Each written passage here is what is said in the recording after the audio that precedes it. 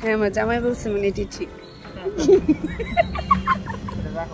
Hello জনগণ, তো আজকে আমরা যাচ্ছি পাথরাইলের রথযাত্রায়। তো আমার হাজব্যান্ড গতকাল আমাকে ফোন দিয়ে বলতেছে যে তোমাকে কালকে পাথরাইলের রথযাত্রায় নিয়ে যাবো, রেডি হয়ে থেকো। তো আমিও রেডি হয়েছিলাম, তো আমরা বেরিয়ে পড়ছি। ভাই রাস্তাটা যে কী সুন্দর ছিল, জাস্ট দেখেন মনে হচ্ছে তুলা ভাসতেছে আকাশে।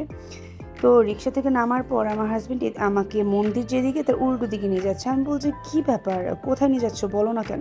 বলছে চলো যাই, কোথায় যাওয়া যায় দেখি।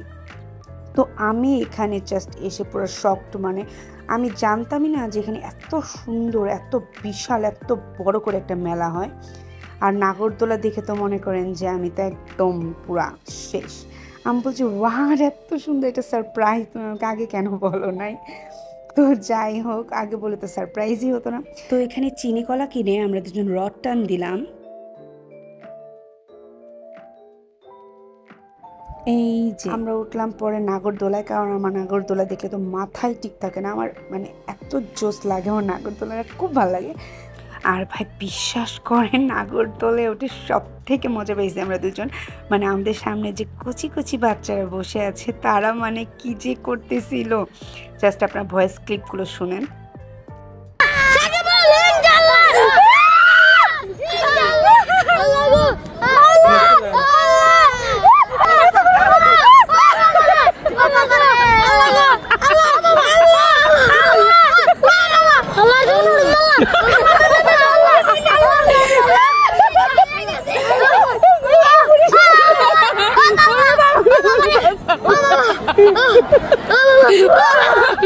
তো আপনারা তো দেখতেই পেলেন কি হচ্ছিল এই জায়গায়, আর বাচ্চাগুলো কি করতেছিল, কি বলতেছিল। তো এখানে আমরা একটা আইসক্রিমের দোকান দেখতেছিলাম যে কোনটা ভালো, এত গরম ছিল।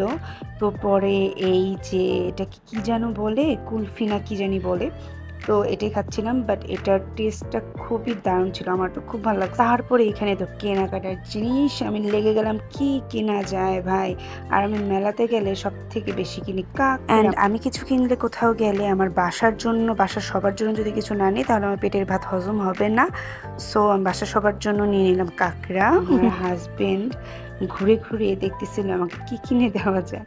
তো ওর এই ফুলগুলো খুবই ভালো লাগছে, তো আমাকে ডেকে নিয়ে দেখি যে ফুল প্যাক করে ফেলছে যে আমাকে ফুল দেবে। তো আমাকে যে হাতে তুলে দিচ্ছে, তো আমি খুব খুশি হয়ে গেছিলাম ফুলগুলো পেয়ে।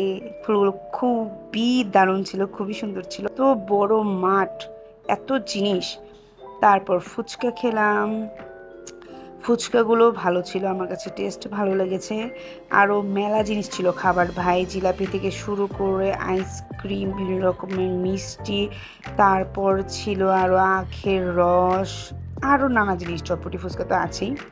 তো এখানে আমরা স্কনের জগন্নাথ দেবের দর্শন করে স্কন মন্দিরে গিয়ে প্রণাম সেরে তারপর ব্যাক করলাম।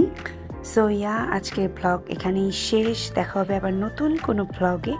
So tata guys.